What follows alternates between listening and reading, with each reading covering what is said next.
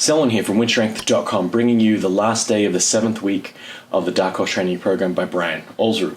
Like usual, I'll leave links below for Brian Alsruhe's original video where he explains the program and goes into the details about what it involves and what to do, as well as the LiftVault website where they've actually put together a free Google spreadsheet where they've taken that information from the video, placing it on the spreadsheet so you can do the program by yourself without having to worry about transcribing all that great information there. So this wraps up the 7th week. So this is our first week back after a 1 week rest week, as well as the beginning of the last phase of the program. So again, introducing some new movements, and last day brings in some different movements for the upper body, pushing and pulling, and this is where we go. So we're starting off with our 2 new movements of the day, which were T-bar rows and Z presses. T-bar rows were not in the prescription, were not in the program. The only reason I was doing them is because I recently got some new landmine attachments for the rack from Titan Fitness, and I just really wanted to use them, so I figured what better way to throw them in now than for later. Just there's really no rhyme or reason. I don't think the program is going to be that bad because of it.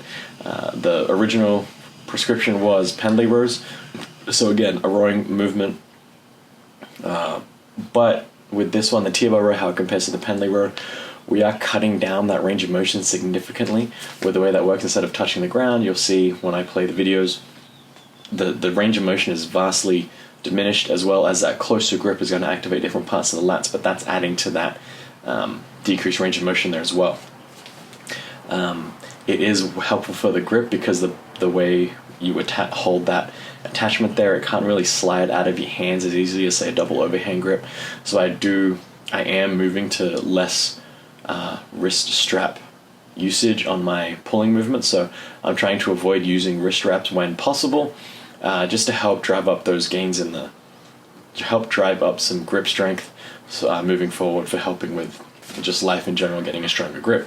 One way to do that is to decrease your lifting aid usage, mainly the wrist wraps, but again, when it's called for, I will use it. So for higher rep heavy deadlifts, so if I was doing, say, Romanian deadlifts or stiff leg deadlifts, and we're doing 15-20 reps with a heavy weight, that's when I'm going to throw in those wrist wraps, because I don't want the shoulder to be in that not in that asymmetrical positioning. If I can keep my shoulders like this, I'm definitely not going to use those wrist wraps, and that'll probably come at the sake of lifting heavier weights, but I think it's a good trade-off for now at the very least.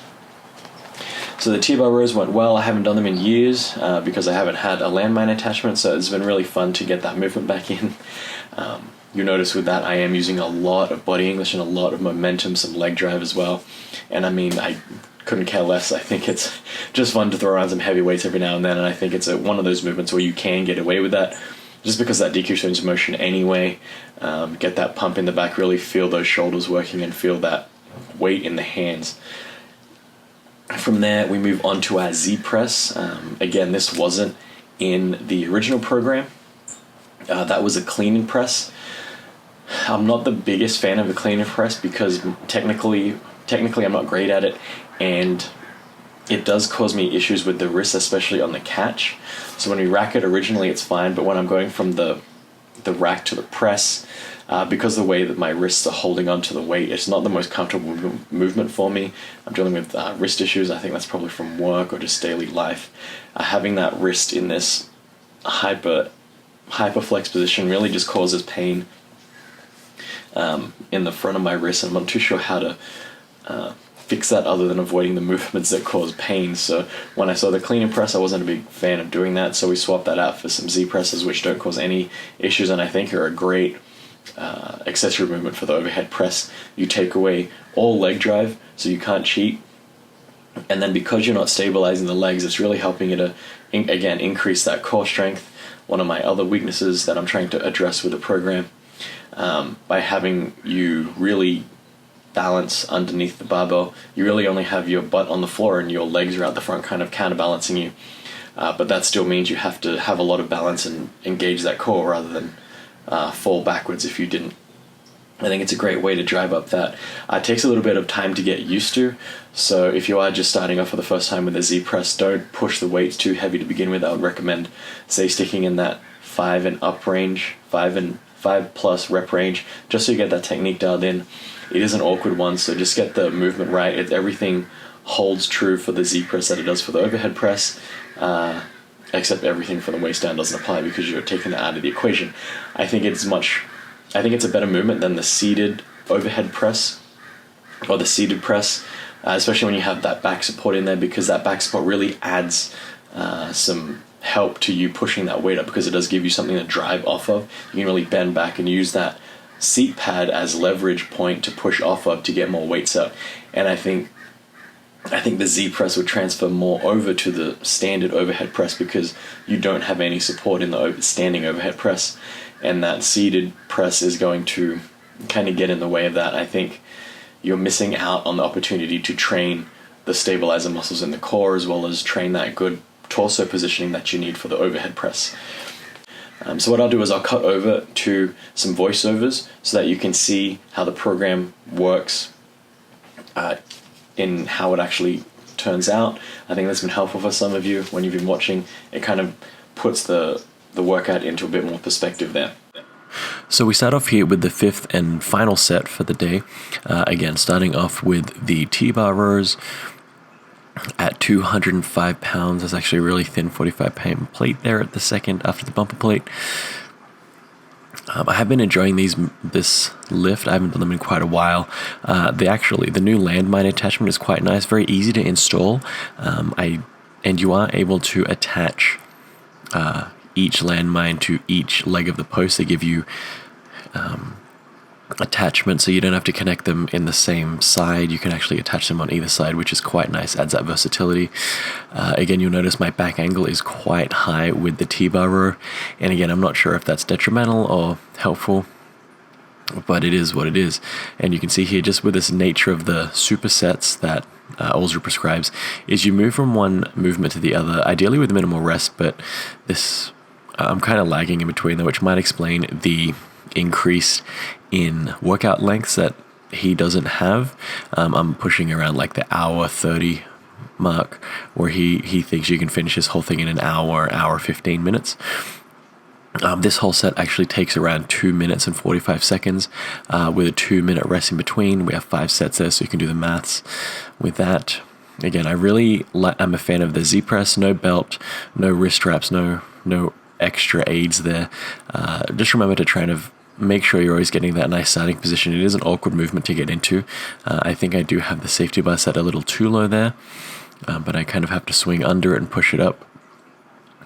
The great thing here again is that stability. You'll notice my body kind of fighting against me, because all this does is want to push you backwards, and I think training to not get pushed backwards is going to help you in the overhead press to overcome any severe back arching that might happen when you're trying to get those weights heavier. So from there we move on to the ab movements of the day, and again, I'm enjoying the fact that the abs we pretty much do abs every workout day, but they're not abs to failure, because we're not wanting necessarily to drive the abs to a point of failure. We're just wanting to increase our stimulus and our exposure over the course of the week to them, and that's how we're going to build some gradual ab strength over the course of the entire program, which I think is happening because I'm able to do a little bit more than I was the previous week, which is kind of a nice sign. And then finally wrapping up with some conditioning sets, just kettlebell swings. Literally do whatever movement you enjoy doing that isn't an upper body. So I wouldn't recommend say burpees or push-ups. I like to alternate between, if we're doing upper body day for the max effort dynamic, I'll do lower body conditioning. So now we're back with the volume. Again, time constraints is a common issue here. We cut off the last set, but we did do all the abs and conditioning. So that was T-bar rows, 215 for sets of 8, 2 sets of 8, and then the Z press was 135 pounds for sets of 8, and we did keep the ab twists and the kettlebell swings. So I think that went well. I'm a big fan of the volume, especially for the Z press. We're getting that nice combination of lower reps with the T-bar row and drive up a bit more weight, and then higher reps with the Z press to get more volume in and drop that weight a little bit. From there, we move on to our dynamic effort work for the day, which was the bench press with some bands. We did this was a great day today. I'm not too sure what was causing it. Maybe it is that buildup of strength coming through. We're trying to realize some actual gains in the program, but we did start off with 135, and we actually were able to go up in weight along the course of those sets. So the first 2 sets were 135, next 2 sets were 145, next set 160, and the final 5 sets we did 165 as sets of 3, and all stayed within that 1 minute mark. So every minute on the minute we were able to hit that. We'd change the weight, we're just adding weight. I was trying to be a bit conservative because I didn't know how this would take. But I think the 165 went up quite nicely for the last 5 sets. I don't think that was any issues. I think that was a good weight choice. And that was great. So we did 3 sets. We did the full 10. We did the full 10 sets over the 10 minutes.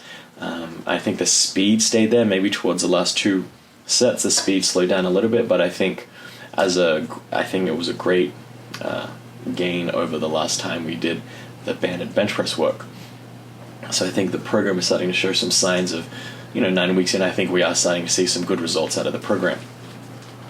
Like usual, I'll leave a playlist right here so you can catch up on previous episodes of the Darkhorse Training program, as well as stay tuned to see what my overall final rating and review of the program is. This has been Salmon from WynnStrength, and remember, a better life through strength.